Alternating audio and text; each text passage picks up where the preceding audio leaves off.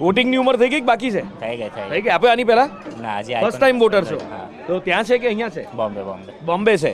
ત્યાં શું છે, કેવો માહોલ કેવો છે છે હમણાં ઇલેક્શનનો? સારો છે, ચાલે છે. કોણ કોણ લડે છે ત્યાં, કઈ ખબર છે? હજી ખબર એટલી જો જાણકારી છે ને, પપ્પા કામમાં બિઝી છે એટલે એટલું બધું ધ્યાન નથી. એટલે કામમાં બીઝીમાં પછી વોટિંગની તારીખ ના નીકળી જાય. નહીં. કઈ તારીખ છે?